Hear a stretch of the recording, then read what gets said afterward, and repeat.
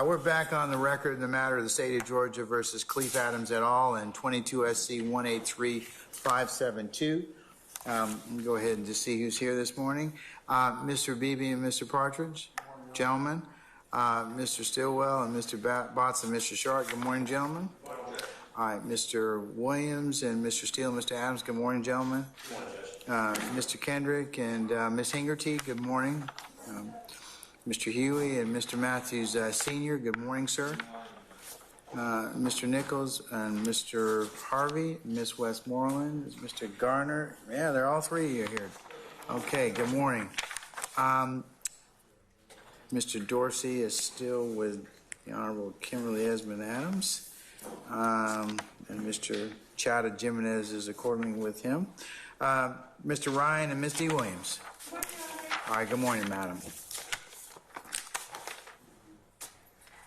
Okay, and for the state of Georgia, Ms. Hilton, Mr. Uhelski, and Ms. Love, good morning.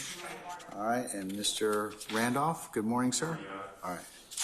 Okay, we're going to go ahead and continue with seeing how much we can exhaust before noon of Mr. Steele's other motions, or at least take status on those. So, Mr. Steele, we can continue where we left off yesterday, and I believe that would have been the plea and bar motion to strike, sir?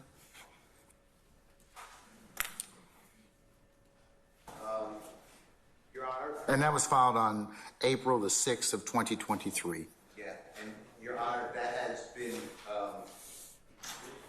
handled by this honorable court. You denied that motion previously. All right.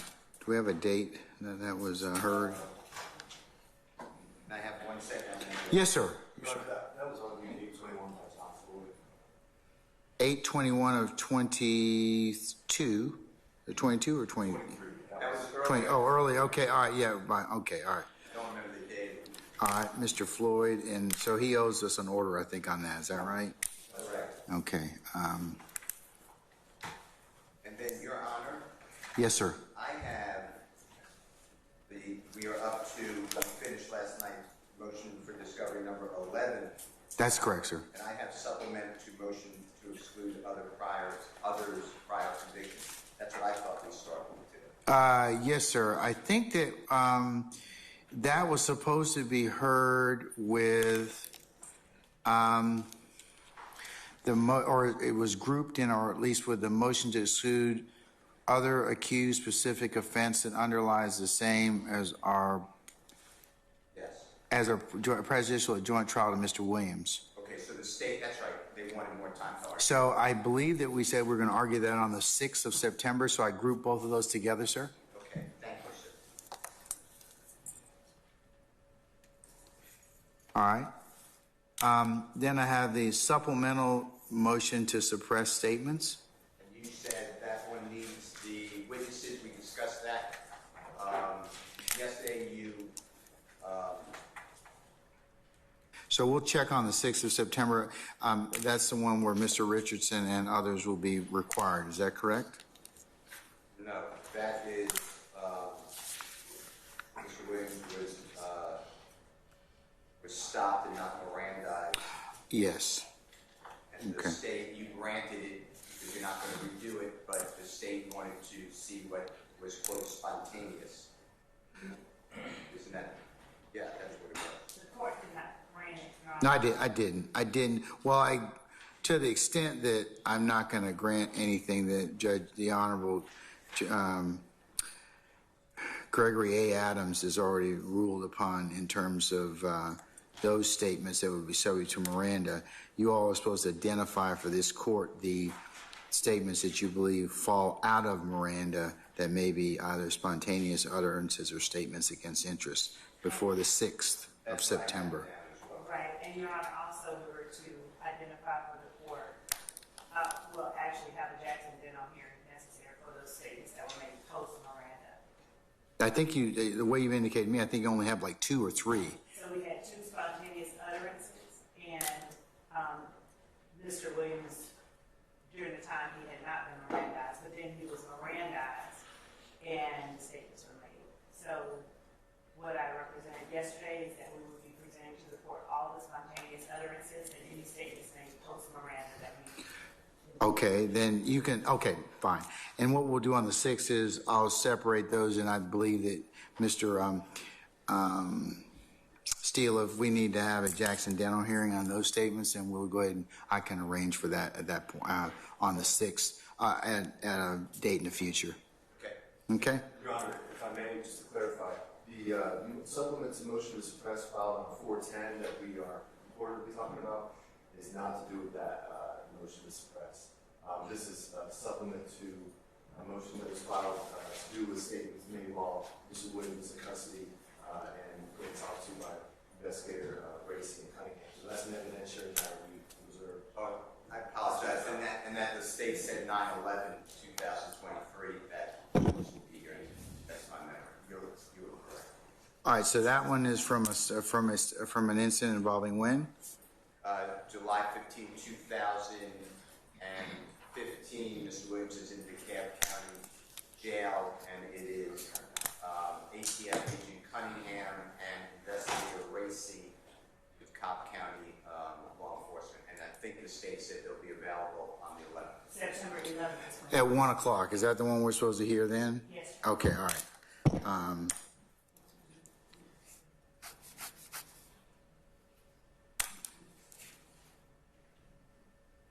And we had, Ms. Hilton was reminding me, Your Honor, that we had started this testimony previously last year.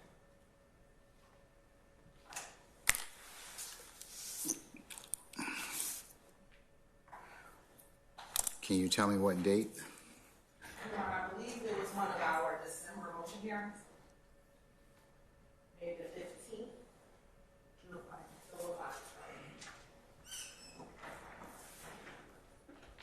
Who was a witness that was testifying?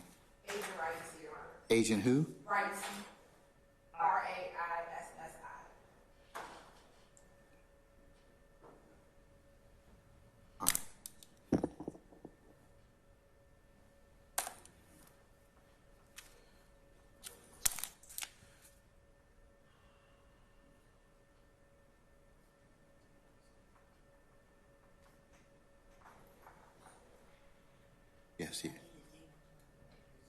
Yes, yeah. It's the 15th. I think December the 15th. Should I get the transcript done before the 11th? Can Mr. Williams join in that transcript share? Yes, absolutely.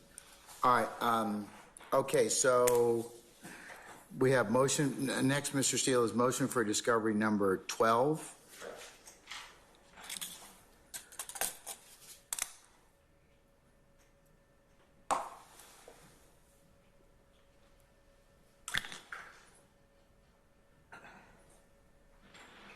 So, Your Honor, this is a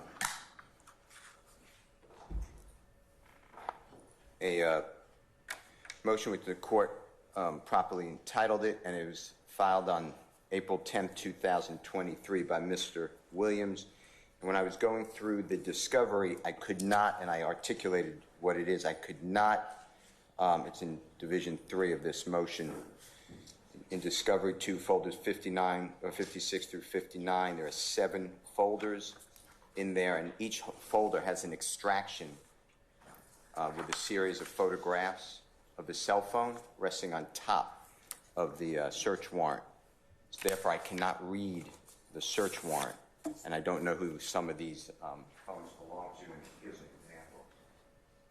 What I'm talking about is that search prosecution, and I've asked them for it. I know they'll cure it, but they never got it back to me. So What exactly is a cell phone on top of the document so it can't be read, or what? yeah, I'll show, and with the court's permission, I'm about to show you what it looks like, but that's exactly correct.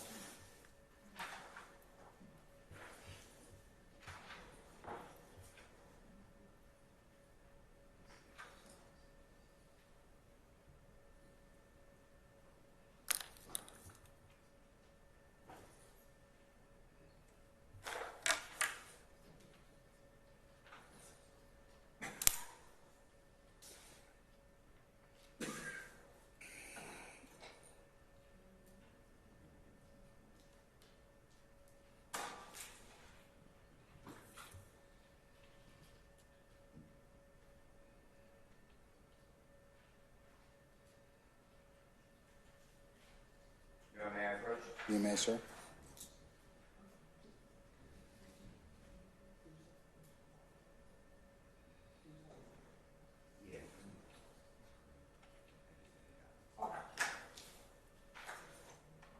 May I approach, Your Honor? You may, sir. I'm handing the Honorable Mr. Kearns, Mr. Williams, exhibit number 4 and number 5 citations there. All right, sir. So, Your Honor, I'm confident that the state will cure it. I've asked the Honorable District Attorney Smith about it. It just never got cured, and it came up. So I would like, I don't know why they would object, but if they do object, I'd like the court to order this information to be readable. All right, any objection to D3 and 4, counsels? No, Your Honor. All right, they're admitted for purposes of this particular motion only.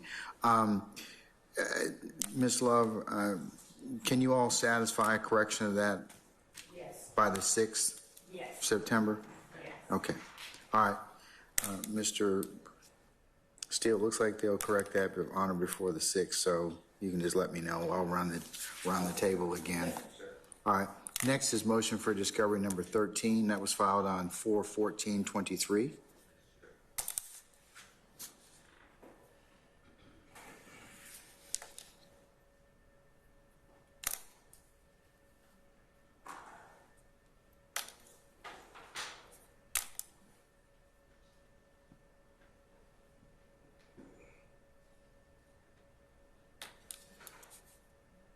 You did call discovery motion number 13, Your Honor? Yes, sir. Okay. That's fine. And I think we skipped motion limiting number 14. No, we haven't done that yet. Right, okay. So we're at 13 at this point in time, at least from your, I'm following your tabular chart. So at least the one we were provided. So I got 12 and then I've got 13. I think we dealt with 12. That was your cell phone. 13 is up for consideration now. Okay.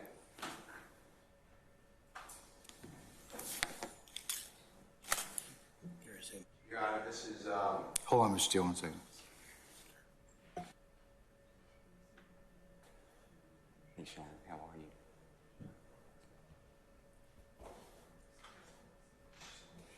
You know, I never noticed it before. Yeah, great looking man. No, yeah, I'm just good. You got the great, beautiful hair on the top and on his face. Beautiful hair. His face is like a lot of intelligence. Then of course, that Mr. Williams winning the prize. Okay, Mr. Steele, Mr. Kearns tells me. Then looking at the docket, there is you in fact did file a motion in limine 14 on 12 April. Right. Can I step back for 1 second then? Sure. I just have to get 12 April 23.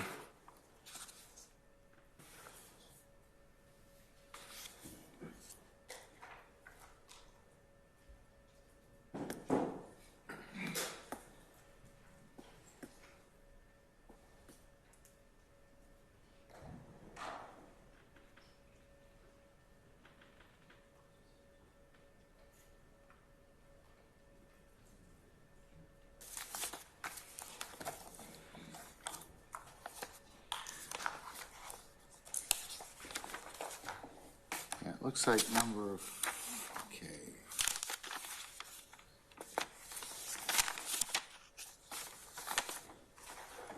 All right, number 14, eliminate, which was filed on the 12th of April, alleges, or you allege that, I guess in paragraph number 2, that any and all witnesses to be admonished not to elicit any testimony that law enforcement believe any people or potential witnesses failed to cooperate with the prosecution team because they were in fear. That's right. That's right. And Your Honor, let me just step back.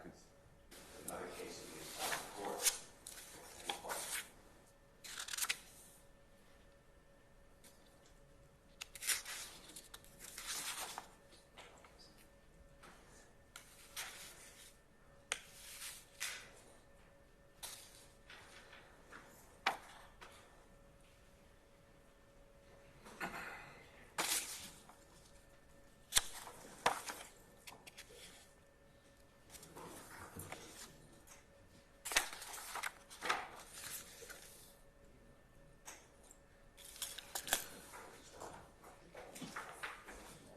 Your Honor, may I approach?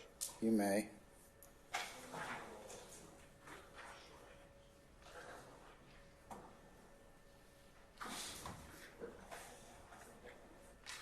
So, Your Honor, I've just handed this honorable court and the prosecution, and I shortchanged Mr. Kearns, the Monroe case. I did not do that intentionally.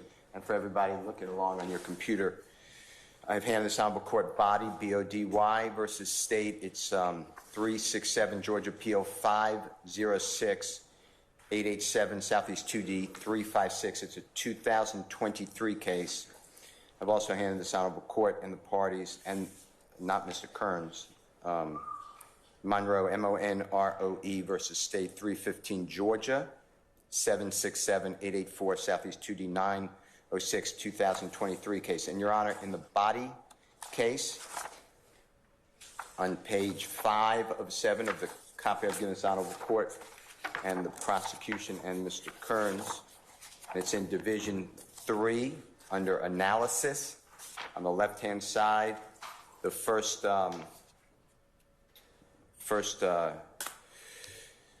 sentence the Honorable Court of Appeals of Georgia recently wrote, Body argues that he was entitled to a mistrial because he was unfairly prejudiced by the officer's testimony that Jennings was scared of Body and did not want anybody to see him meeting with law enforcement. And then going to the right-hand side, Your Honor, of that same page, first full paragraph, the court wrote, with these considerations in mind, we find no abuse of discretion by the trial court. Arguably, the officer's testimony was suggested that Jennings was afraid of Body, put Body's character in evidence. And then skipping down to that paragraph, Your Honor, 7 lines up from the bottom of that paragraph, on the right-hand side, the court wrote, the testimony at issue in this case was not responsive to the prosecutor's questions. And as to the testimony about Jennings slouching way down in the seat so nobody could see him, directly disregarded the prosecutor's instructions not to assign a motive to Jennings. Even if we were to view the officer's testimony to improperly place Body's character into evidence, the mere fact that a witness testifies to being afraid of defendant does not require a mistrial in every case. There are many instances where Georgia appellate courts have found no abuse of discretion in the court's decision to deny a motion for mistrial after the witness testified to being afraid of the defendant. And then they go on to cite cases and write about them. The trial court did not abuse discretion in denying motion for mistrial after a witness implied in his testimony that the defendants had the ability to have others kill him and that he was courageous to testify in the face of death threats. The trial court did not abuse its discretion denying a motion for mistrial after eyewitnesses testified in contravention of the earlier trial court ruling that he was not completely forthcoming with police because people who, quote, snitch on the dope guy are going to be killed.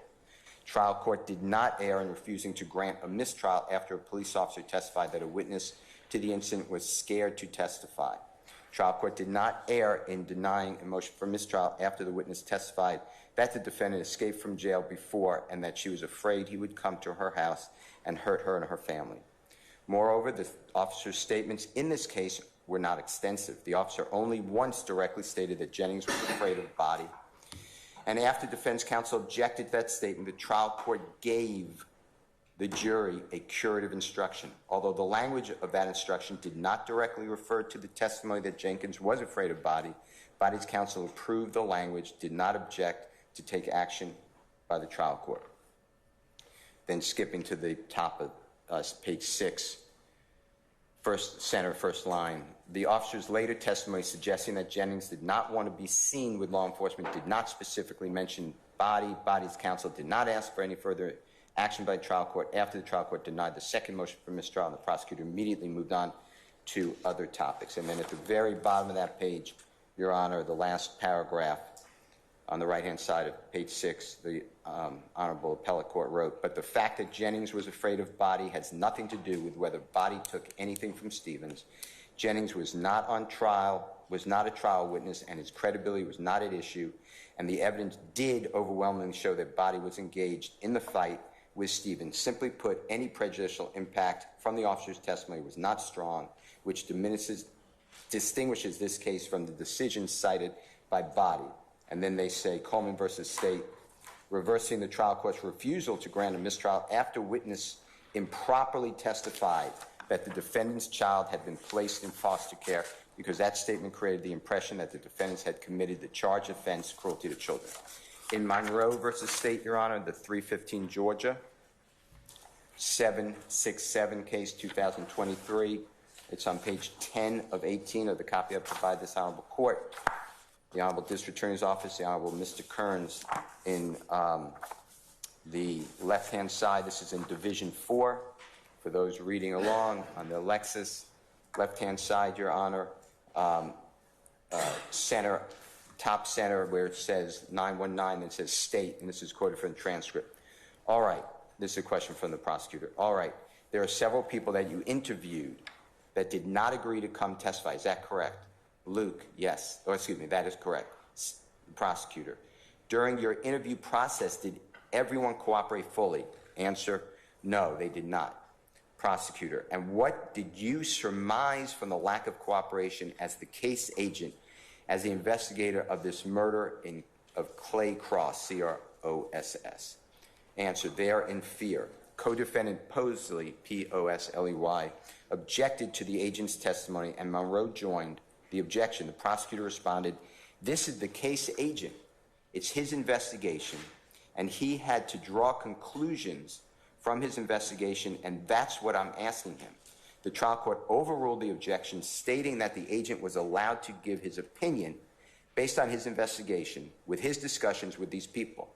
Thereafter, the prosecutor moved on to another topic, and here we go. Monroe alleges that the trial court erred by allowing Agent Luke to give opinion testimony because it did not meet the requirements of 24-7-701A of the Evidence Code, assuming, without deciding, that the omission of evidence was erroneous, any error was harmless. In determining whether an evidentiary error was harmless, we review the record de novo, weigh the evidence as we would expect reasonable jurors to have done. Next paragraph. Here, the jury had already heard testimony that Posley and Monroe had threatened witnesses not to talk to or cooperate with law enforcement. Further, the evidence against Monroe was strong, and the exchange between Agent Luke and the prosecutor was brief. Based on the foregoing, it is highly probable that any error did not contribute to the verdict. Any error in the admission of evidence was harmless, where the testimony was cumulative of other evidence, where already admitted was strong evidence of guilt, holding that any error in admitting the evidence was harmless, where the evidence of against defendant was strong, the reference to the evidence was brief. So, Your Honor, I'm not asking for a mistrial. I'm doing this in a motion preliminary on behalf of Mr. Williams. It is my belief, in good faith from interviewing witnesses, that the prosecution will try to assert, and if they don't, then the motion does not have to be made, but they will assert, well, this witness didn't tell you something. And the officer will say, well, that's common. I'm an expert, and that's because snitches die. That's because people are afraid. That's because there's fear struck by Mr. Williams and others that if they cooperate with the police, they will die. And unless that witness testifies and we could confront and cross-examine that witness, I am objecting before asking for a mistrial and curative instructions, and that's what distinguishes the Body case where it happened afterwards and the evidence was strong. So I ask this honorable court to grant this. Wouldn't it depend upon on what is said and how it's presented? Yes. So that's exactly right. So if it comes out that the witness was threatened or something, yes, that may absolutely be relevant, and you'll handle any objection. But I don't want an opening statement, some direct testimony on, well, you're the case agent, you're the expert, you've done these cases. Is it hard to interview witnesses, and why? Yes, because they're all in fear. That's what I'm trying to. That would be an assumption too. So. Okay, that's my argument. Subject to an objection. So. Thank you. All right, State. Thank you,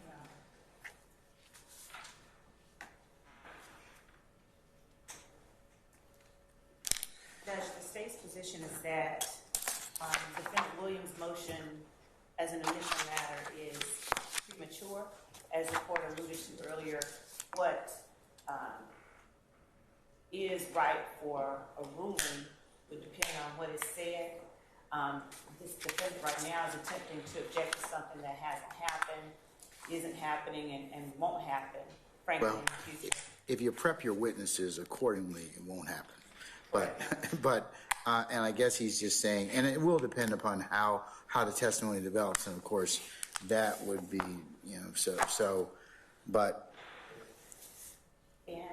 So that's what I'm saying. I mean, I can't rule upon it now, but I can certainly say that based on the colloquy and body, of course, that would have been, I mean, Well, both Bodie and Monroe, Your Honor, which were cited by defendant Williams, neither stood for the proposition that the statements that were made by the witnesses were erroneously made. Neither stood for the proposition that it was error to not grant a mistrial, or that the statements were inadmissible. The courts both alluded to, if they were arguably commenting improperly on his character. They are both saying we're not deciding that they are improper. We're just saying that if they were, it's okay because of this other stuff, but neither case stood for the proposition that the statements were improper. I think it's how that particular testimony, if it's offered, of fear develops. If a witness testifies about fear and in their predicate acts, certainly the court can certainly consider it, and so can the jury. But what they're saying, what these two cases are kind of illustrative of, is that you can't, without foundation, an officer can't give an opinion that's not based upon something that he can pin it to or develop it. It would be an assumption to say, hey, well, they didn't give me any testimony because they're afraid.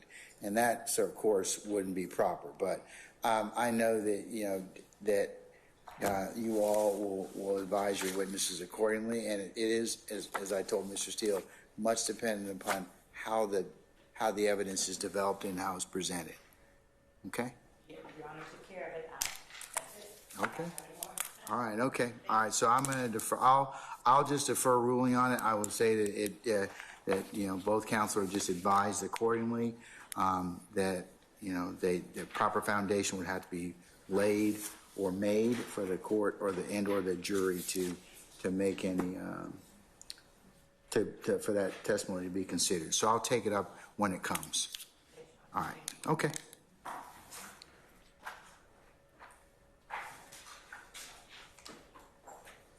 All right, Mr. Steele, I believe the next one is, in fact, that was motion limiting 14. So motion for discovery 13.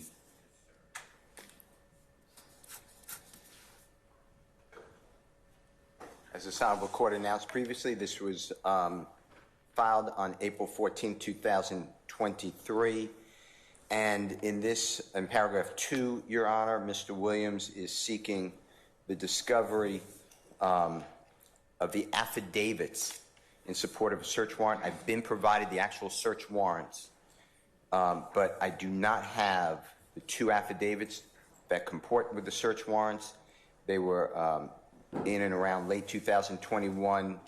The affidavit is Investigator Crabtree, Crabtree, and it relates to a phone number ending in 3904 and a Google Gmail account that reads Dora, D-O-R-A, Greer. So I don't have those affidavits. All right. Is that something you all, counsels for the state, can either point to discovery that's already been provided or give me an update on the 6th? Yes. Definitely. Okay. All right. Thank you, madam. All right, Mr. Steele, next one is motion for discovery number 14, and that was filed on the same day, April the 14th of 2023. Yes, sir.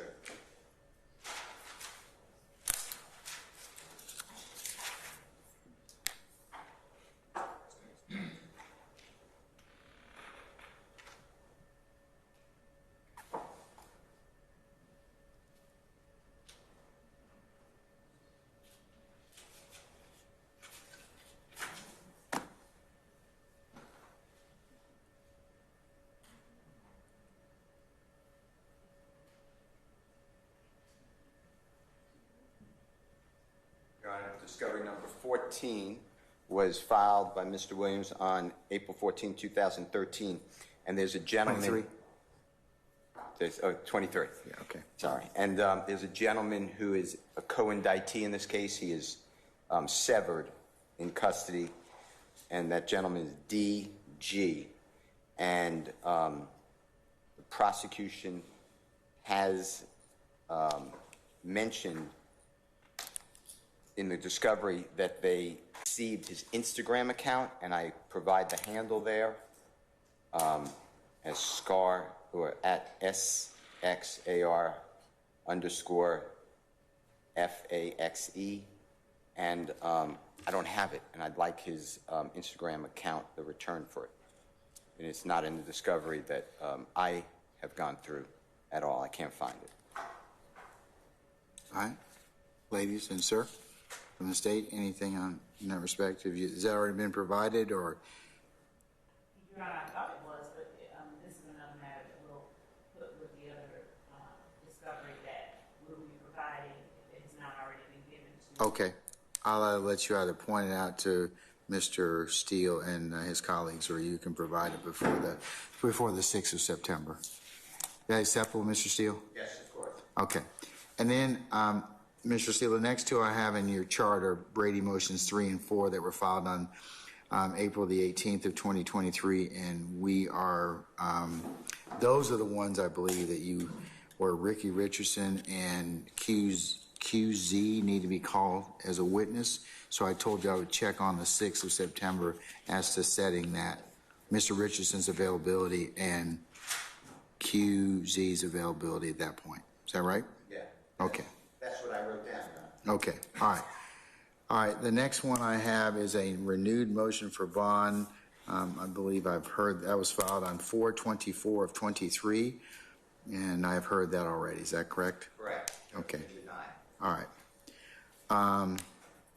And then I have the next being the motion for discovery number 15, filed on 5/3 of 23.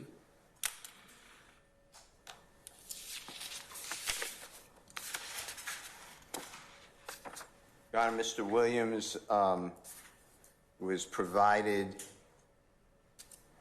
in discovery that the Honorable Chief Deputy District Attorney Sprinkle, S-P-R-I-N-K-L-E, interviewed a gentleman named Mr. K.T. I actually put his name in the motion, the last name, but K.T. With other law enforcement officers in the background, but it was really District Attorney Sprinkle speaking with K.T. And there's an audio recording that was produced, but the recording starts in the middle of this interrogation, and it ends in the middle. It's clear that they're not leaving the room, and I would respectfully request the entirety of the recording. If that's how the recording came out, I understand you can't give something that you don't have, but then I would like notes. I have no notes or memorandum reports or any other documentation. If I didn't have that recording, I wouldn't know that that meeting ever occurred. What day was the interview? January 5, 2018. All right. Ms. Love, anything? To the extent that the notes being requested are notes from Mike Sprinkle. Mike Sprinkle being a Deputy District Attorney in the Fulton County District Attorney's Office, that would be work product. But to the extent that that interview has more components than that which has already been provided, we agree with defendants that they are entitled to that, and I will get with Deputy District Attorney Sprinkle to ensure that what we've turned over is a full product. And if it is not, then I will get the full recording from Deputy Sprinkle and provide it to counsels for the defendant, because of course they are entitled to any recordings of interviews with any witnesses. All right. Mr. Steele, I'll just put that on the laundry list of things for the 6th of September. You and your colleagues across the bar can see if that can be provided to you, and of course I stand ready to take up anything that is left and remaining, okay? Absolutely. Can I ask the court to entertain one more thing on that? From what Madam Prosecutor just said, if there are reports or notes, they claim work product. I would ask, work product is a subset of the attorney-client privilege, as the court is aware, and work product has to go for strategy or the notes or the thoughts of the lawyer that they're going to use in litigation. If Or their impressions. exactly, I agree. And I'm not entitled to that. But I'd like to tell the court, if there are any such notes or reports, to do an in-camera inspection to determine whether they are work product, because what I found in this case is there's typically an interview, recorded, oftentimes video, but recorded nonetheless, and then a report of that interview with the contemporaneous notes of that interview. None of that, in my opinion, would be work product unless those notes are, you know, this is important for trial, or now I got to speak with this other person to corroborate. So I'd ask the court to, while the state is seeing whether there are additional completeness to the recording, whether there's any notes, and if they don't believe they should be turned over, to assert work product and give it to the court. Let's first find out if there's any notes to begin with, and then you can advise me accordingly, Ms. Love. Yes, Your Honor. And because also with the work product issue, if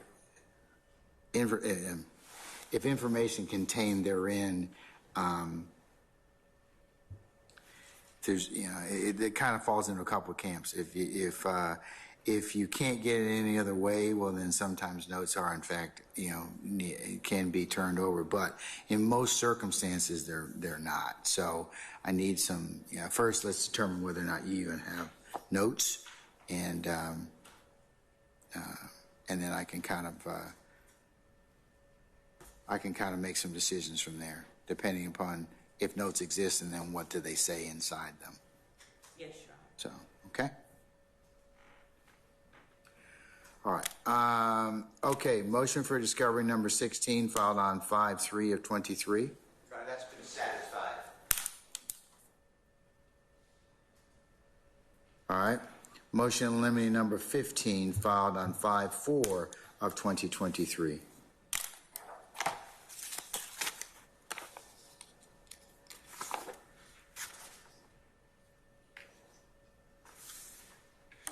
Your Honor, Mr. Williams filed the motion you just announced. So you've heard from some of the officers involved. There was a shooting of a house at 2830 Waters Road. It was March 18th of 2022. Mr. Williams is not at the house, not involved, but there's body camera. So when I watched and listened to the body camera, there was a law enforcement officer who he's trying to speak with the people in the house, and pressed what is known commonly, what I call commonly, a Ring doorbell feature, and spoke with a person on the other side of that device. And that conversation was captured on the audio portion video. In the body camera, the officer, same officer, and he testified before your honorable court, actually at a hearing several months ago. He tells another officer that quote sounded like Young Thug, meaning on the body camera. And unless there is a foundation laid for that evidence, I'd ask for it to be excluded. I know Mr. Williams' voice, in my opinion, very well. It comes out on the Ring doorbell. I'm confident that people on the state side can listen to that, who've heard Mr. Williams on jail calls or on interviews. That is not Mr. Williams speaking, and it will cause me to call several witnesses, and just a waste of time to say that's not Mr. Williams' voice if the officer says that it is. I understand that's a credibility determination. I understand all that. I'm just saying it is so obvious that it's not Mr. Williams' voice. I also checked, I tried to check it to phone records that we have, and I don't know, there are no phone records, but I don't know how Ring doorbell would work, and I know people have several cell phones at times. Anyway, I'd like a hearing, if needed, on that officer, how that officer came to the belief that it's Mr. Williams' voice. That officer has had one communication that he states with Mr. Williams prior to that Ring doorbell. All right. Ms. Love?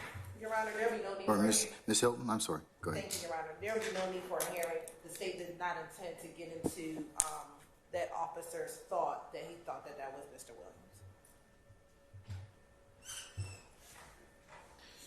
So can I grant his motion to the extent you're not going to use this particular evidence in this trial? And if you do, you just let me know whether or not your posture's changed? Yes, Your Honor. You can grant that particular statement from Officer McCure, the state does not intend to elicit. Okay. Mr. Steele, you can prepare a suitable order for my signature, show that to Ms. Hilton and her colleagues. And as far as I know, they're not gonna, they just stated they're not going to introduce his statement. So right now. Understood and appreciated.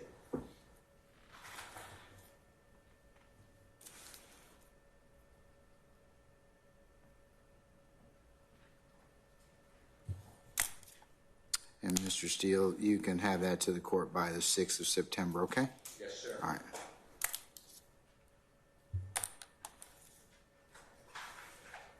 Okay, last on this page is motion for discovery number 10, sir, filed on 5/9/23.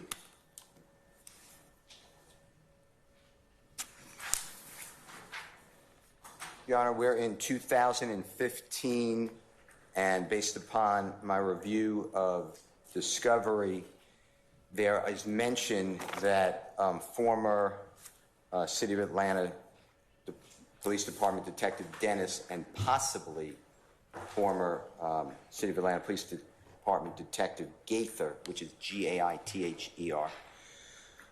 they met with KC, and they met with him. There's references to it when they speak with him. Remember, and what happens is there's a recorded meeting with KC and these same officers, and they say, well, remember when we met, and it's somewhere near Turner Field, or what I guess used to be called Turner Field, and when you told us following. I don't have any recording, notes, or reports. What date was that, sir? I'm sorry. It's in 2015. I will get you the approximate date, but they didn't say when. I just know when it was discussed. So it's before June 15th of 2015. But I don't know if that was, June 14th of 2015 or May of 2015, because they don't say it like that. They just say, you told it remember when we met at, and they give the location, it's right near Turner Field, they give the block, and you told us the following. So I have nothing on it except that reference, and from that reference, logically, there was a meeting. So I want the notes recording, if they exist. Okay. Your Honor, All right, Ms. Love. thank you. Our response to that request is similar to the responses for the other discovery that have been made. We have turned over all of the recordings and the reports that accompany the recordings that are in our possession. I think we've actually copied entire case files and turned them over. And this particular interview, we don't have a recording of. I will again check back with detectives Dennis and Gaither to make certain that it never existed, but I can state that at this time, we never had a recording of an interview with this witness at Turner Field. But you'll check. yes. Okay, so he may have been mistaken, Mr. Steele, I don't know, but they'll check and see if it exists. We can update accordingly by the 6th of September. Would that be sufficient, Madam? Mr. Steele, is that all right with you? Yes, and also recordings are obviously notes or reports. Anything that they have as it pertains to that recorded interview at Turner Field, we will seek to obtain from them if it exists. And if it does not exist, we will alert both the court and counsels for the defendant. Okay, so recordings, interviews, or notes, if they exist, we'll check back. I'll let you all kind of look and talk amongst yourselves, and we can you can let me know by the 6th of September, okay? Yes. All right, Mr. Steele, turning the page at this point in time, I think you have a motion for discovery number 17 filed on 5/17 of 23, sir? Correct, Your Honor.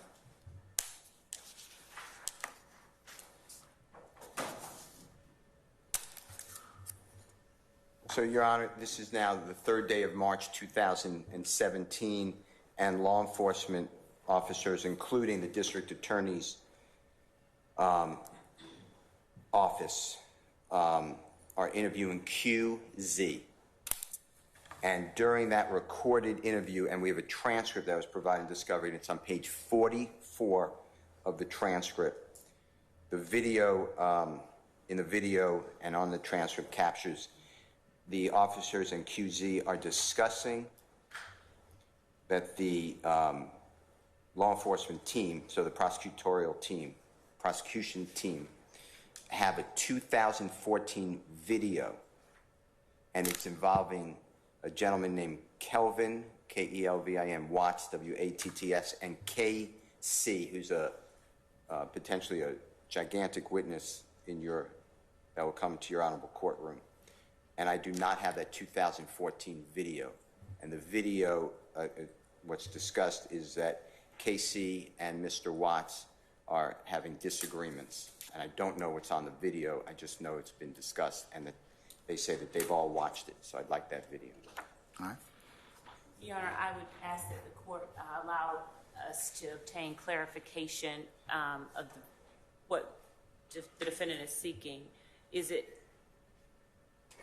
he asserting that he wants a recording of a purported interview? That's referenced in that March 3rd, 2017 interview. There's a reference of a video interview of Kelvin Watts and KC that occurred in March of 2014. A video interview of both of them? Is that correct, Mr. Steele? I apologize if I interrupted the court. No, I'm just asking for clarification. It's a video, not law enforcement. KC and Mr. Watts did some kind of video, whatever, they're speaking to each other, they're doing something that somebody captured or filmed them or put, with a FaceTime, whatever they did with I'm making this up, their phone. There was some sort of communication between Mr. Watts, KC, that's relevant in our case. I know the court doesn't have all the facts of this case, but it is then discussed with QZ, and to put it in framework, I'd like to see the video. All right, so there's some video, Ms. Love. Okay. So there's not, okay, I understand what he's saying now. He is not stating that law enforcement made a video. He's stating that QZ referred to a video that someone had, not law enforcement, and he wants that video because we don't have that video that I'm aware of. Let me say it But I differently. can make sure about it. Let me say it a different way. Okay. If you look, and I could get you the exact time on the recording, but it's the March 3rd, 2017 recording. Transcript is page 44, if that helps. The video is shown. It's played for QZ. It's played by law enforcement. I don't have that video. Okay, I got you. Okay. So it's in the text of that interview. That's what they're looking for. So can we put that on the laundry list of things for the 6th of September? And I just ask you all to kind of get together before then to see if you can exhaust some of this stuff. Okay, all right, no problem. Okay, next, Mr. Steele, is a motion limiting number 16, and that was filed on 5/22 of 2023.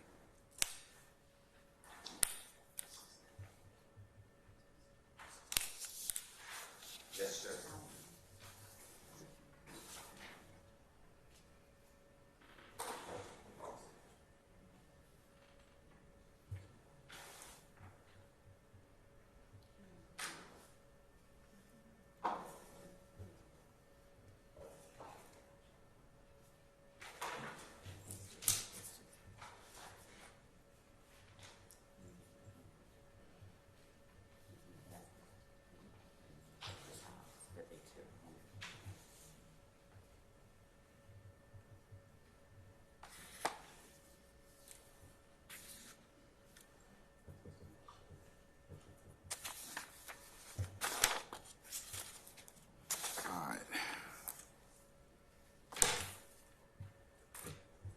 So it looks like this particular motion that was filed by you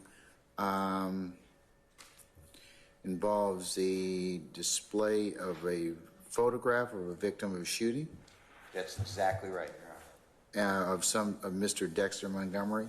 That's exactly right. Okay, all right, go ahead. So what happened, Your Honor, Mr. Williams is not involved in this. No one's alleging he's involved. But it's April 12th of 2015. Other co-indictees, specifically Mr. Walter Murphy, was, and others, were driving a car, allegedly got into an altercation, and there was a gunshot blast, and Mr. Montgomery was shot, and he survived. It's part of our case. Mr. Williams filed a motion, if I may approach this honorable court. You may, sir. I'd like to show this honorable court Mr. Williams' number 6, dated 8/24/23, as well as Mr. Williams' number 7, dated the same date.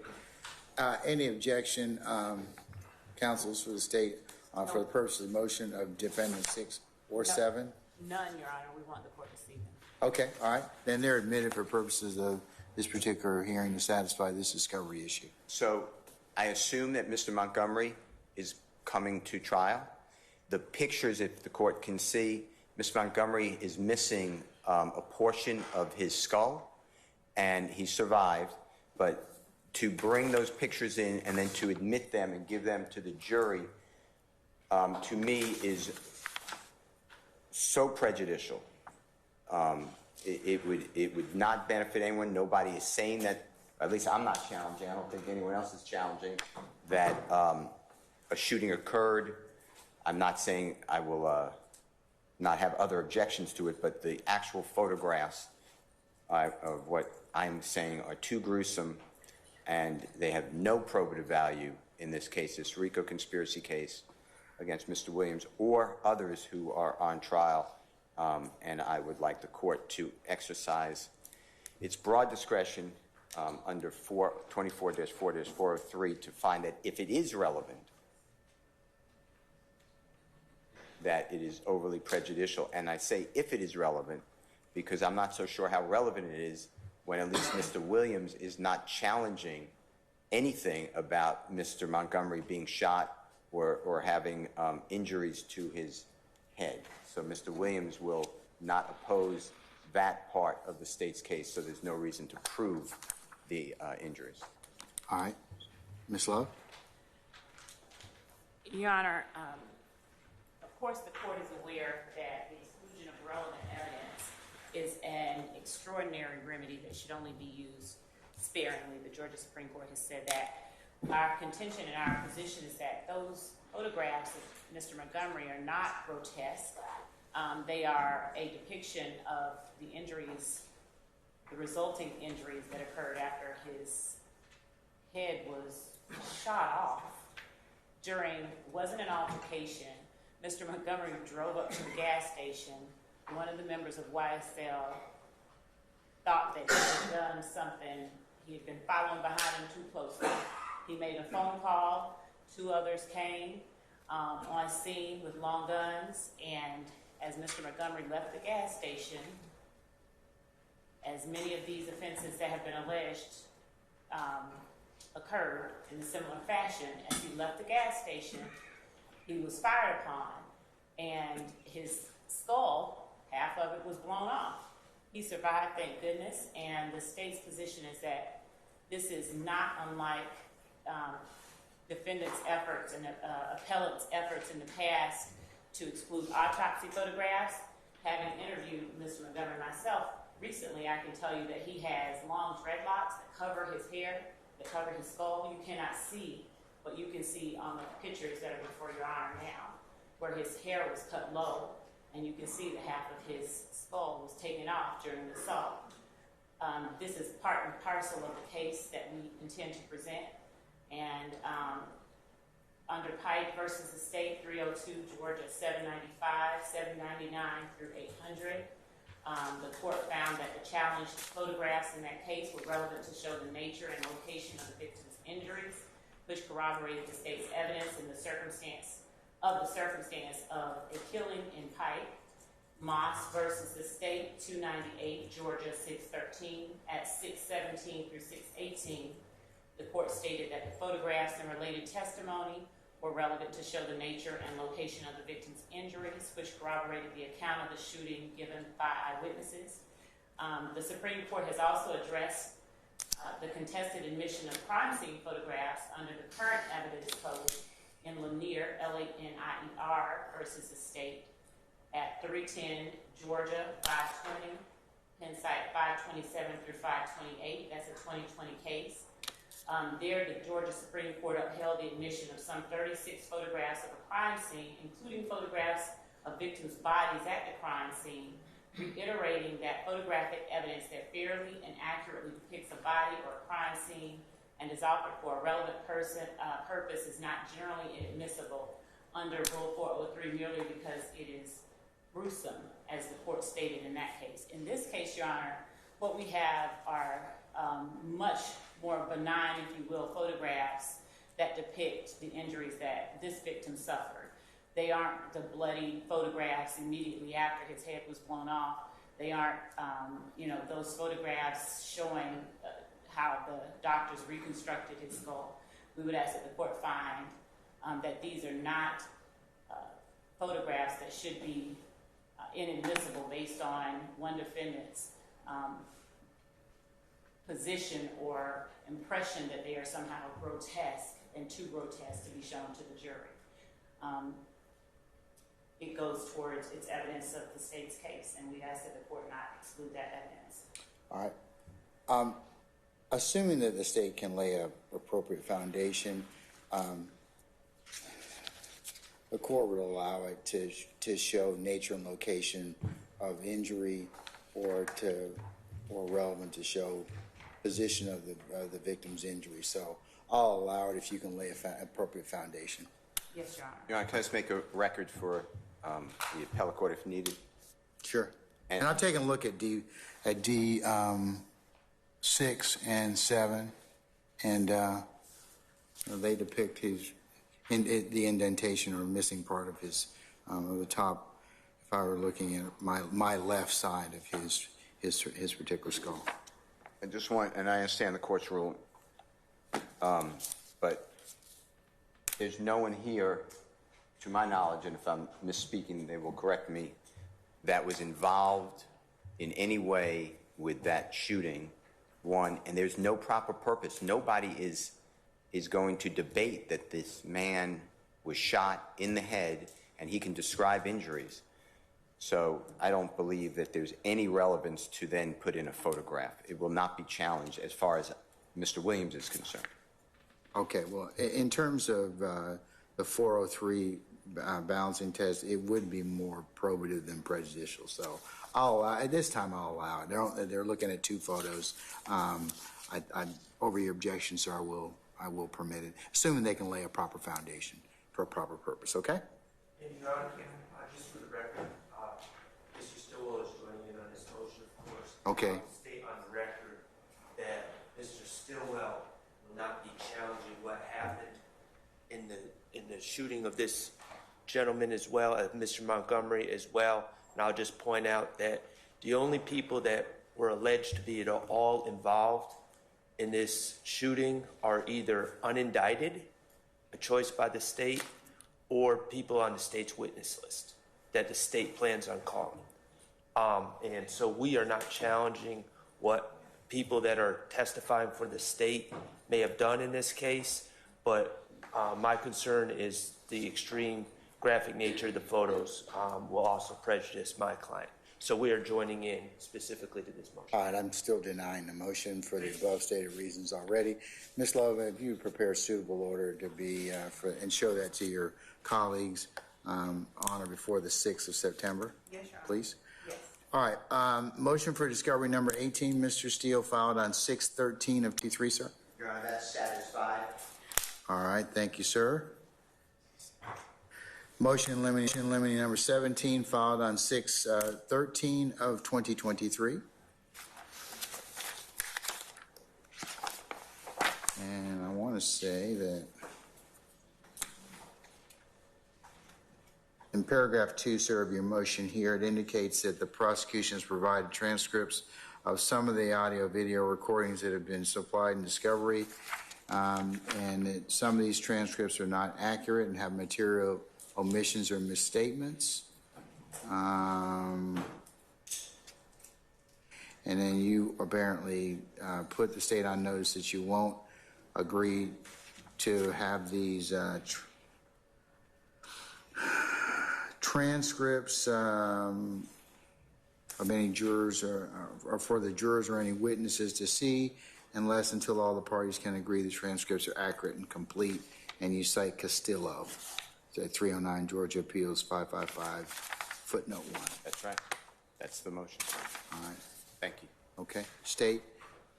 All right, well, let me first, before we do that, Mr. Steele, can you particularize this or tell me what transcripts you are talking about that have these alleged material omissions or misstatements, or which statements or witness transcripts that you're referring to? Yes, there's numerous, but they're not even close to what is said. Can you prepare a list and maybe go through that with the state, and I take that up on the 6th or thereabouts? Yes. So we can kind of, and that may cause you all to come a little closer, and where you can kind of let me know where you are with that. So I'll defer that. So we need a list, list of transcripts, and I need to know. I'll take status on the 6th of September or thereabouts as to which ones have where they are. I will do that. Ms. Love, is that agreeable to you? Yes, Okay, all right, so I'll circle back at that time.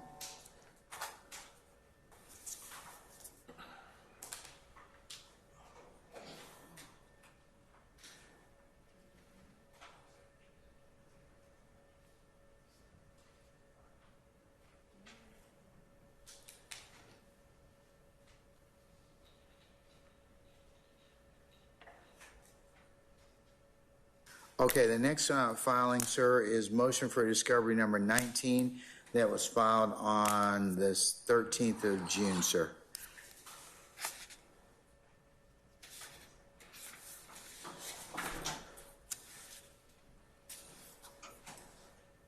Your Honor, I tried to be specific in paragraph 2, and I've worked on this with Prosecutor Smith. It just doesn't seem to get the job done. But number 2, in motion for discovery number 5, item K, as in kitten, I asserted that the prosecution has not provided interviews of Mr. Beebe and Mr. Eppinger, and these are for overt acts 147 through 148. Prosecutor Smith directed me to a number of files in different productions to attempt to rectify that missing discovery. Agreed that it wasn't there, but he said it's in other discoveries. And I still can't interview where he told, or not interview, I still can't find where he told me to go to. I told him that. Additionally, in the same discovery number 5, I told Mr. Smith that item M, as in magic, that folder 179 was empty for me. And that's related to Mr. D.G. and Mr. Q.G. And it's about like a plot to, there's a hole in the Fulton County Jail and to fly a drone into the jail. And Prosecutor Smith told me then, oh, that was a mistake, and now it's in folder number 177 in discovery, but it is not there I'm trying to find this. And then in production number 10 of discovery, I don't have any folders for 116 through 118, so I've been specific. And again, Your Honor, Prosecutor Smith has been, he takes his time. We speak at night and weekends. He's trying to help. I don't have these items, and I'd like just put on a separate thumb drive and just give it to me that way. Can we, Ms. Love and Ms. Hilton and Ms. Uhelski, can we, and Mr. Steele, if you check back with Mr. Smith and the prosecution team, and let's see if you can't satisfy that by the 6th of September, okay? Yes, sir. All right. I have motion for discovery number 20 filed on the same date, 6/13 of 2023, sir. Starting right there.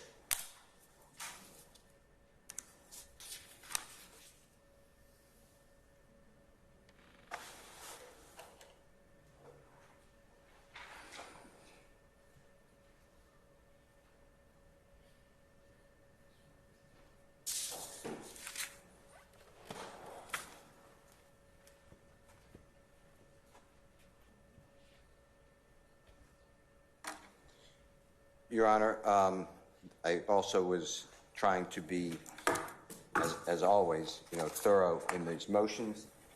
I can't understand. I received jail calls between a man named Mr. Wayne. It's Christopher Wayne Alford, A-L-F-O-R-D, and supposedly his mother.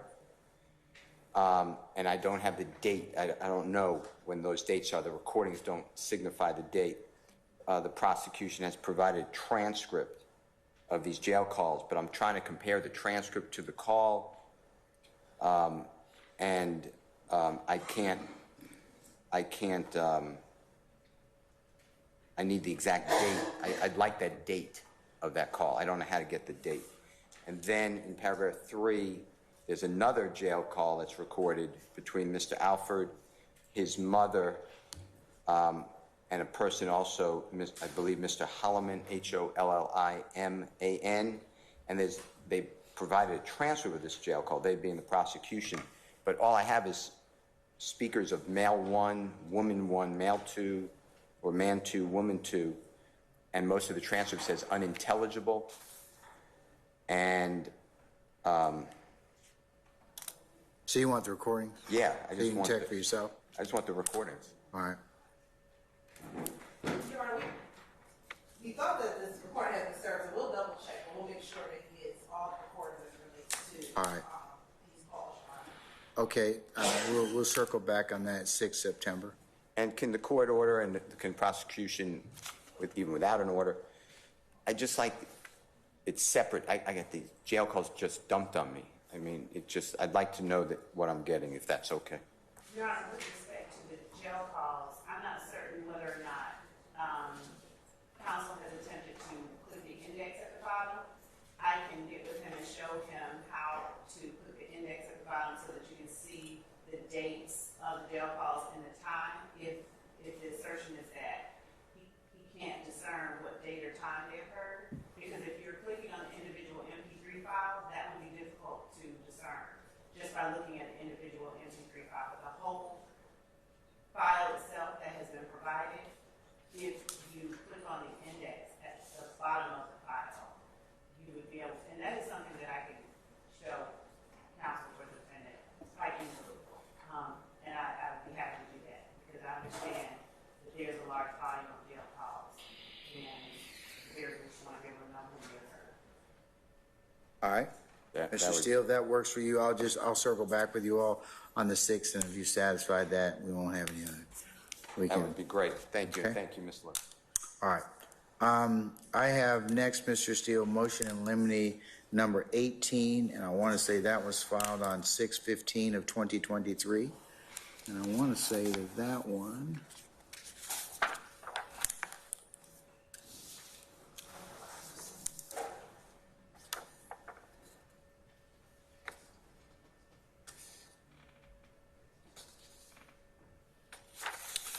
Okay, this one you state, sir, alleges that certain witnesses have been intimidated by the prosecution and are not willing to testify truthfully at trial. Oh, okay, wait. Let me back up. You assert that the prosecution has wrongly asserted that witnesses are intimidated and will not testify, not willing to testify at trial, and then you say that Mr. Williams asserts witnesses have been intimidated by the prosecution and not willing to testify at trial, and you indicate that no witness can testify to inadmissible evidence nor give speculation about someone's demeanor or reason for not being a witness in a case, cooperative in the case not being found to be subpoenaed or the like.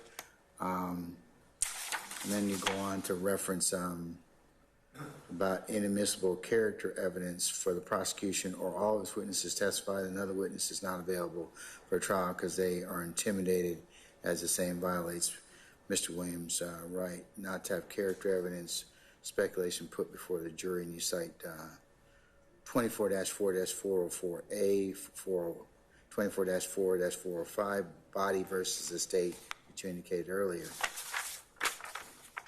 So it's the same, similar motion to motion limiting number 15 that you heard earlier today, I believe.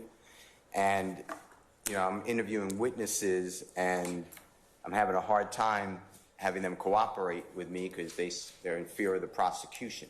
Prosecution saying witnesses won't cooperate with them because they're in favor of the people or Mr. Williams or others. So we're at a standstill, but I just don't want any of the speculation like the court already ruled to come in. I think that it's fear, of course, is relevant depending upon how it's presented, and it has to have predicate facts to it. So assuming you can lay the foundation as to that, or it's relevant and or relevant, of course, I'll make that determination at that time. But just specious or, or some kind of conclusion without any supporting facts would, of course, draw an objection, or the court may stop. Thank you. Okay? Yes, sir. All right. Anything further, Ms. Love, or Ms. Hilton, or Mr. Uhelski? No, Your Honor, I believe that the court Okay. adequately handled that with the All right. previous motion. All right, it's basically the same as motion limiting number 15. Okay, we have next motion limiting number 19, Mr. Steele. That was filed on 6/23 of 2023.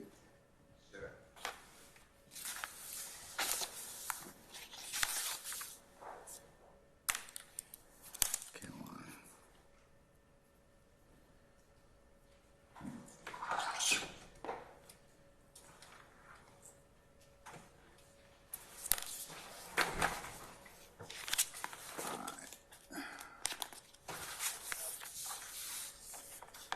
Your Honor, this is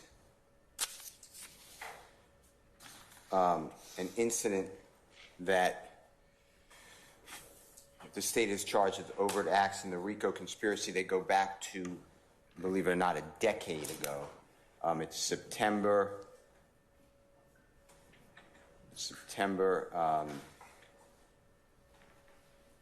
11th of 2013. And there is a armed robbery, shooting, then police vehicles respond. There's a car chase, and a car careens over an embankment, flies, is airborne, goes over a police cruiser, and slams into the side of a laundromat on or near Cleveland Avenue. And its occupants, or some of its occupants, were then arrested, including a gentleman named Mr. Bean, B-E-A-N.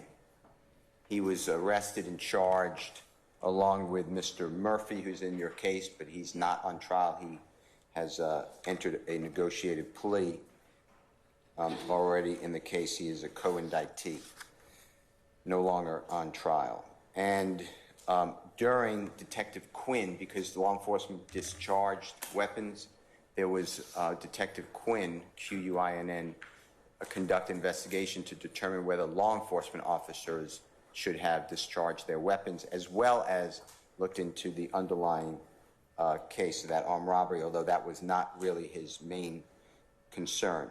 Anyway, during listening to recordings, all the recordings, Detective Quinn, my opinion, wrongly stated, but I wasn't there, but he said on the recording when speaking with Mr. Bean that he's not sure of Jeffery Williams. They call him Young Thug, but he thinks he knows him. And he said, yeah, I think at one point I had him, meaning Mr. Williams, in the back of the police car, and he, meaning Mr. Williams, gave information on a murder case. First of all, I don't know how that's relevant at all to our trial. But before Detective Quinn talks about Mr. Williams in the back of a police car, an unrelated event, and then supposedly talking about a murder case, I would ask that the court take that up outside the presence of the jury or make the state say why that's remotely relevant to our case here, because I believe that it would be character evidence which is inadmissible. Mr. Williams, at that time, Your Honor, would have been younger than 22 years of age. So I just don't want it to come in. Detective Quinn talk about that at all. Okay. Ms. Love, anything in response? Just briefly, Judge. As it relates to the armed robbery of Derek Dotson, any comments by Detective Quinn regarding Defendant Williams giving information on an unrelated murder case is not something that the state intends to put into evidence. However, that is not the only involvement with by Mr. Williams in that incident. So and we will be providing notice. We provided that evidence, that discovery to the defendants, but we won't be bringing anything into evidence concerning Mr. Williams giving information on an unrelated murder case. Okay, so that in of itself, you don't have any intention of presenting. Okay, all right. To that extent, may I grant that just in that particular issue, in terms of this incident? If the court will allow the state to prepare a proposed order, because Sure. Yes, to that extent, we have no intention of doing that in the court. Yes. All right. All right, I'll let you prepare the order. You can float that to Mr. Steele, please, before the 6th of September. Okay. All right, Mr. Steele, I think I'll get your take on motion to suppress number 9 filed on 6/23, and then I'm going to stop and put a pin in it. We've almost gotten through it, but I don't think we're going to complete everything today. I'll take up the rest of those starting with motion limiting number 20 when we reconvene, and I'll give you that date in just a minute. So right now on the table would be motion to suppress number 9, filed on 6/23 of 23.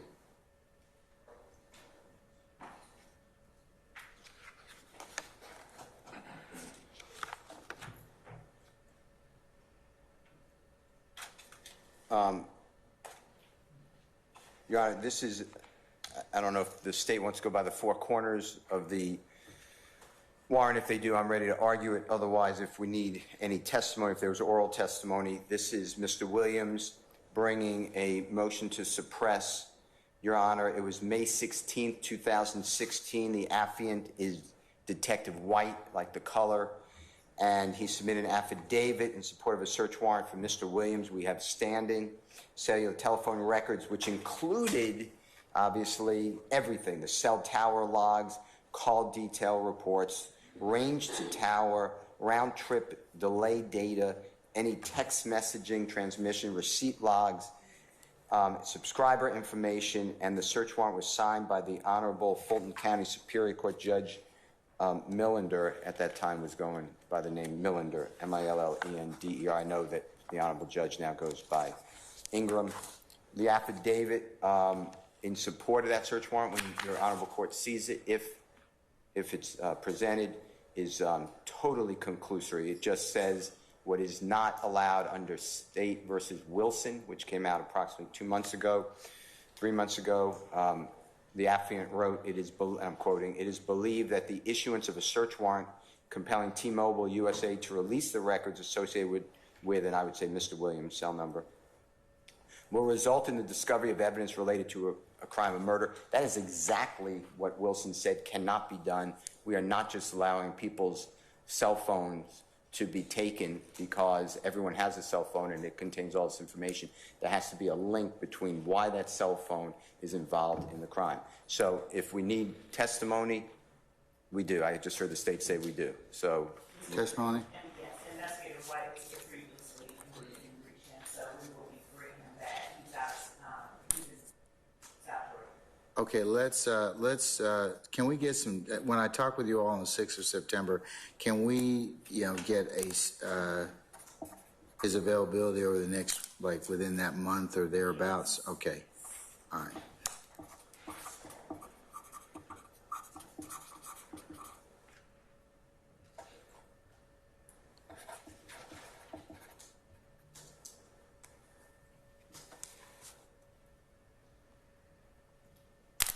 All right, sir? Okay. Thank you, Your Honor. All right, so we are going to, and then we've cut, next thing on your chart, just to complete, is your special demur plea and bar motion to strike, and that order, that was filed on 6/23 of 2023, and there's an order that's supposed to be prepared by the 5th of September. I have that. That's right, Your Honor. Yeah, I was denied. That's right. Yes, sir. So I'm going to draw a line, and we'll cover motion limiting number 20, motion to preserve Mr. Williams' right to a fair trial, motion for discovery index, motion for discovery 21, motion in limiting number 21, motion limiting number 22, motion limiting number 23, motion for discovery number 22, and motion limiting number 24 on the following date.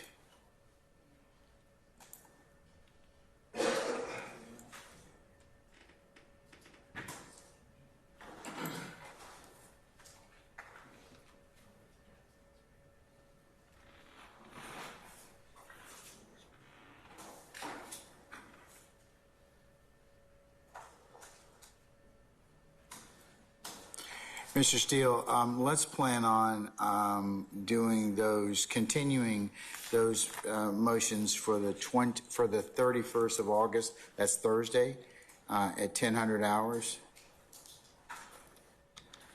Thank you, Your Honor.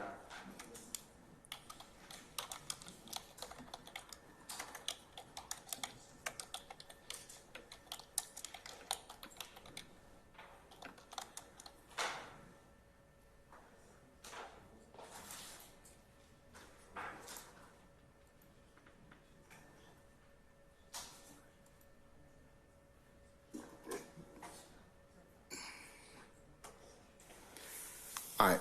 Let's see.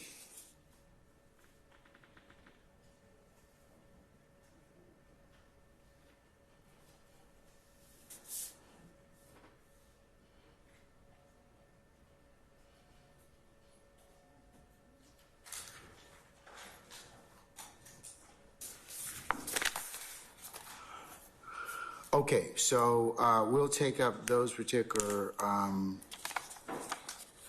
motions.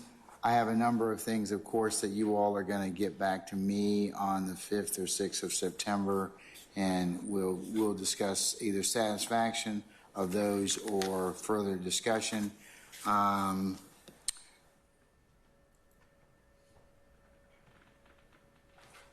may I make a correction to something I represented earlier about the motions to strike and when they were disposed of? And I'm sorry, we can't hear over here. Your Honor, if I may, at this time, I want to make a correction on something I misspoke about earlier to do with the motion to suppress, or the motion to strike from 4-6. That's on page 3, about midway through. That's a 4/6/2023. That was argued during the week of April 17 and denied, and Mr. Floyd Hold on still one owes. second. Is that the plea and bar motion to strike? That was the first, that was. It was denied on 8/21 of 23, 8/21/23. Mr. Floyd owes me an order on that one. Right, so Mr. Floyd does owe you an order on that, but that was actually argued the week of April 17, and I misspoke when I said it was argued this Monday. What, in fact, was argued this Monday was where we left off on page 4, the special demurrer plea and bar motion to strike based on statute of limitations. That was argued 8/21, and an order is owed to the court on that. Just to clarify the dates when those motions were argued, Your Honor. I misspoke about that earlier on today.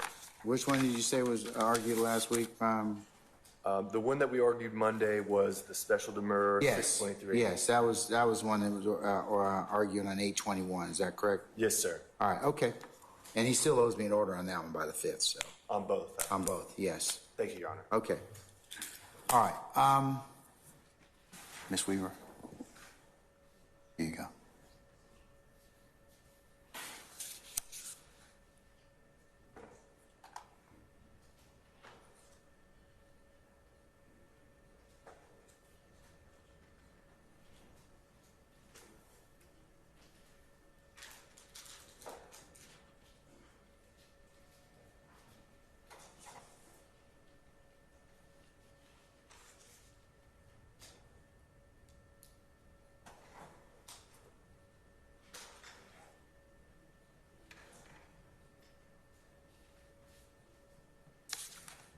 Okay, councilors, and so we covered the 24th, and the 24th, we will continue with exhausting Mr. Williams through Mr. Steele's motions and getting status on those.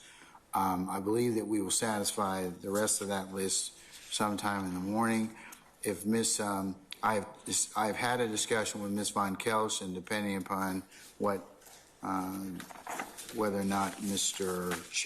Chada Jimenez, the status, I will order more people to be examined for that day should that become necessary. More to follow on that, depending upon what happens on the other matter. On Friday the 25th, I'm sorry.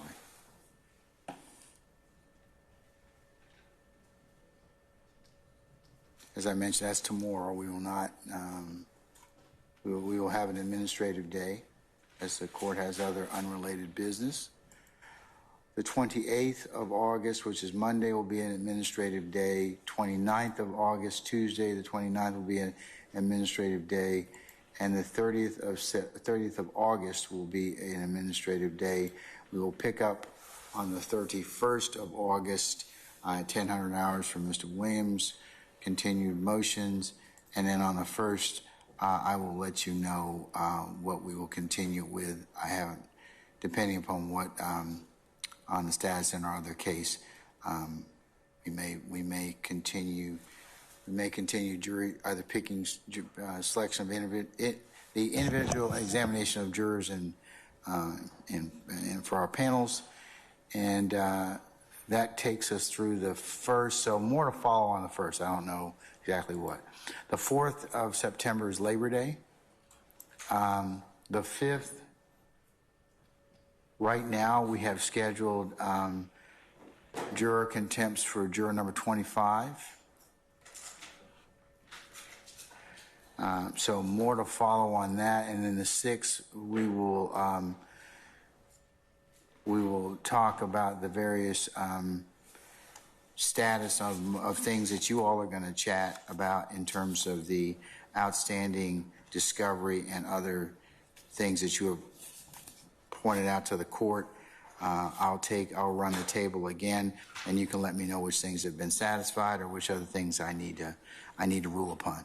And also people-only orders, so those orders will probably need to be presented. I think I want to say most people between the 5th and the 6th. I've given the exact dates already. And then we'll continue with the rest of that week.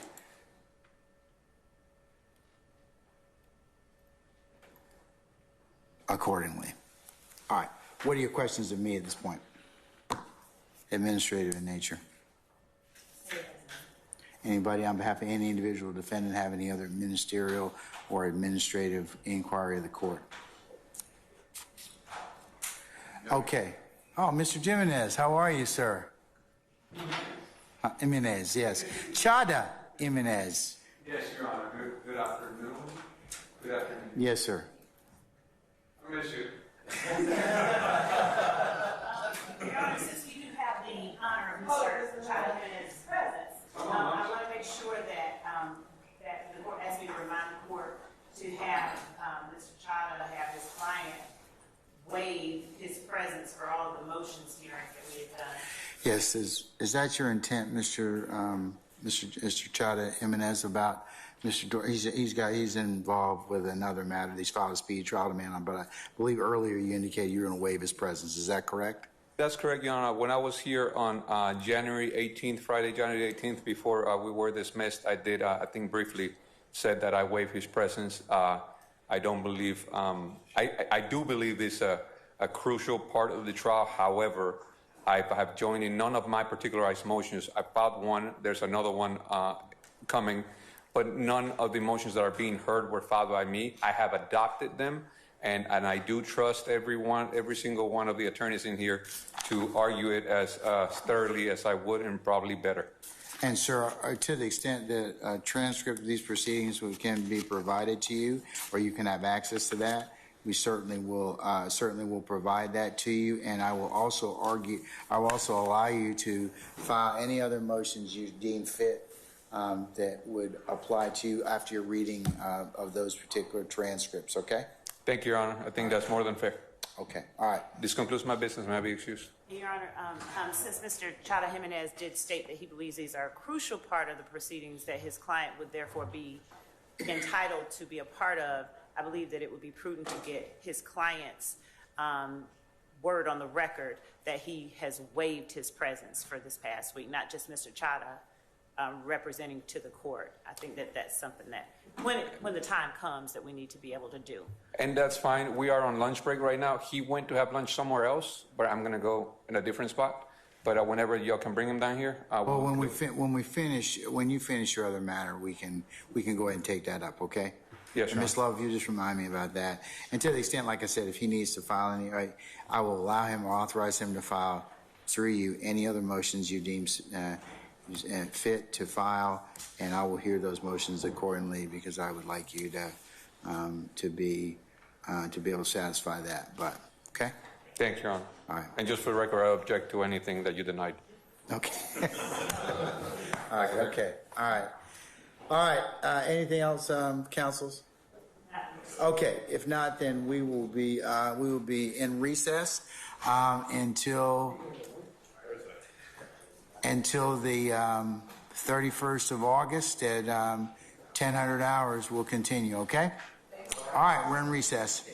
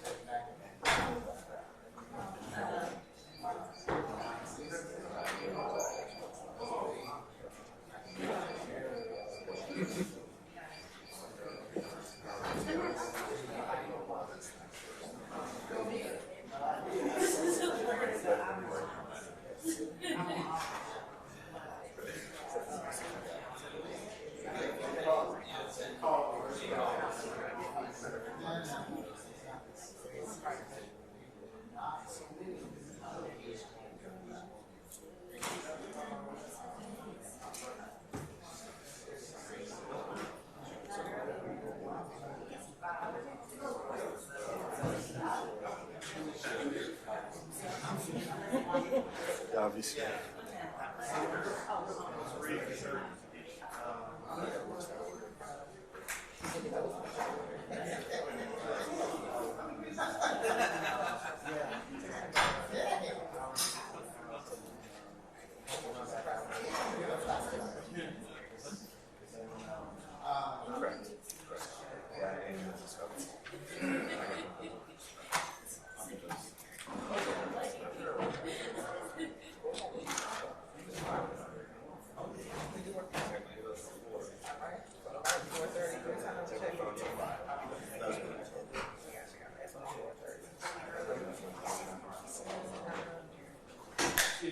It's love. It's love. We gotta move.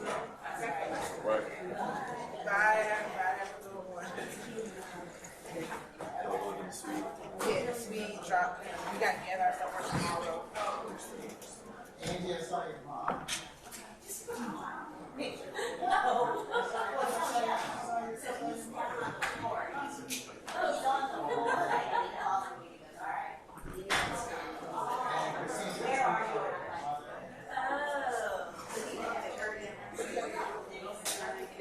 Your mom. Oh my God, did you remember what she looked like? Yeah. She can't. No, she can't.